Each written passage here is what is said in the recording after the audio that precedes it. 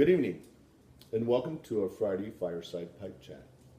This is Bearcat Piper, and I'm going to start a new series talking about myriad of topics that interest me that have to do with pipes and maybe some that doesn't. But first off, I'm smoking a meerschaum. My wife bought me this week and bought it so that I could smoke it on my Friday Fireside Pipe Chat. And in it, I have Spooky Hollow. It's my third bowl in here. And I'm still kind of in the breaking in stage, so it's a small bowl.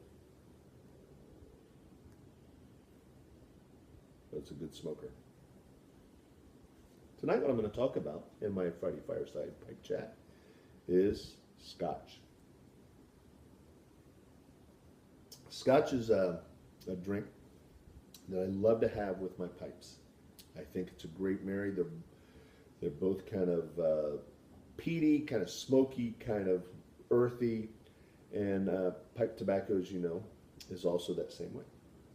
And so when you talk about scotches, you need to learn about the regions, because the regions describe the distinctive flavors. You have Highlands, you have Lowlands, you have Campbellstown, you have Speyside, and you have Islay Scotches. Highlands are up north, and that's the largest region for scotches. It's where you will find like Glenmorangie and Oban. Very full-bodied, very strong scotches.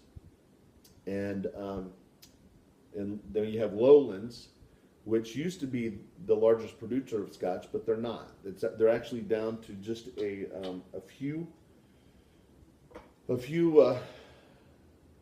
Glengyle, Akutashan, Glenkinchie.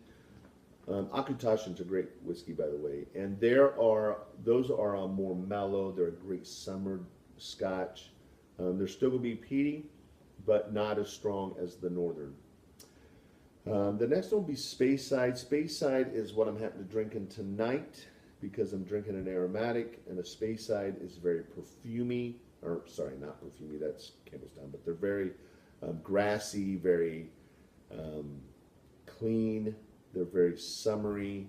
They're very citrusy, so it's kind of a sweeter scotch. And I love to drink it with an aromatic like Spooky Hollow. I also like to drink it with, because of the grassiness, with like a Virginia, a straight Virginia. It's very good.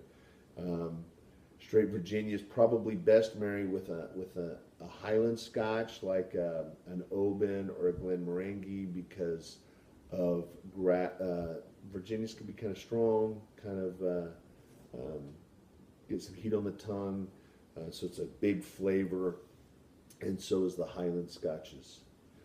Campbellstown Scotches is kind of perfumey. Those are good with aromatics. They're also good with burleys, like a cigarette-y taste. And then there's the next one, the last one, which is Islay Scotches. It's spelled Islay, but it's pronounced Isla. And those are the smokiest ones. Those are like a campfire. It's like licking a campfire. And they're phenomenal with an English blend. If you have your favorite English, be it any of the Frogs or Squadron Leader I was smoking earlier today, those are great with Islay Scotches. Those are things like, probably the most popular Islay Scotch is Lafroig. Many of you probably had that. Bunnahabhain is probably, I like it a little better, or Lagavulin is another Islay Scotch. They're very, very good. And so if I'm going to smoke like a vapor, okay, if I'm smoking a vapor, I'm going to look for like a Campbellstown blend. If I'm going to smoke a straight Virginia, that's a good Highland Glenmorangie. Oban is a Highland blend. If I'm going to do a Speyside, it's going to be like Cardew, and I'm going to smoke that with either a burley Virginia blend, a vapor. You could do that because that's middle of the road, kind of grassy, like the Virginias. It's also kind of citrusy flavors. The scotches are phenomenal, and there's so much variation.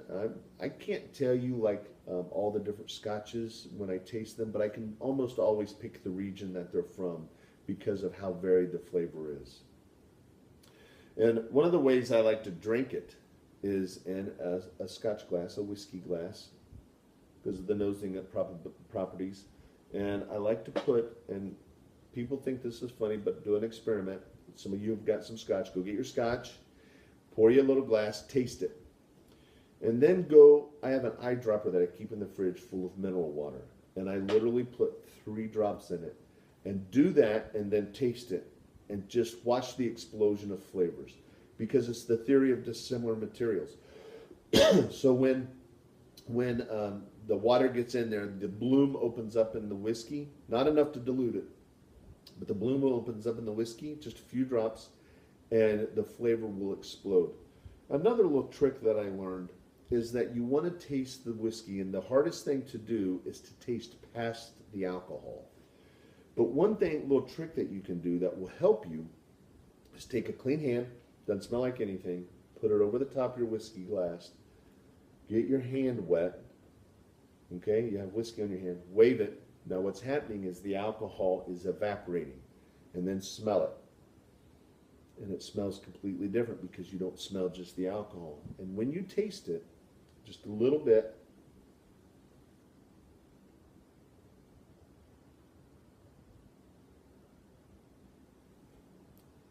let it roll down your throat and taste it in your nose, much like a retro ale. And the first thing you want to do is think in your mind, get past the alcohol. That's the burn, okay? And behind that, you're looking for the flavors that smell, that taste just like what it smells on your hand. And that's how you can denote the different regions. So you have Highland, very strong. Lowland, or very full flavored. Lowland, not near as strong, kind of a real mellow. You have Speyside, which is very, very grassy. You have Campbellstown, which is very, very perfumey. And you have the Islay Scotches, which is very, very smoky. So, Islay, English, Highland, Virginia's, Speyside, Vapors, Burley Mix, Campbellstown, definitely Vapors. Okay? But if you have any questions, feel free to put a message down there. Contact me and say, hey Scott, I'm smoking this blend. Would you recommend a Scotch whiskey? And I would love to. One of the things I get to do with my job is I travel to Scotland about 5 or 6 times a year, and I've been doing this for years. So I've gone through the whiskey experience, the whiskey school, to learn about all the nuances, how they make it through the distilleries. And I have probably drank most of the whiskeys, or most of the name whiskeys. There's billions of whiskeys, but most of the name whiskeys in Scotland. Another thing to get, if you like cold whiskey but you don't want your ice to dilute, is to get Whiskey Rocks. Whiskey Rocks is made from a soapstone. You can get them from, most liquor stores have it, and it's just a little rock. You take the bag of rocks, close it up, you throw it in your freezer, you put it in your glass. I have some in these glass. You put it in your glass, and then you just pour the whiskey on them, swirl around, let the rocks cool down the whiskey. And then when you drink it, you have cold whiskey, but it won't be diluted. You'll have a couple drops of water, and you'll have that married with a very great tobacco. This has been fun for me. I'm glad you guys got a chance to join. Come back again for the next. I may do bourbons. I may do Irish whiskeys. I'm not really sure. I have a few ideas of things that I want to do. But this has been Scotch whiskey pairing with your tobacco. And this has been a Friday Fireside Pipe Chat. Have a great evening. Enjoy your weekend. Semper Fi. God bless. Hoorah.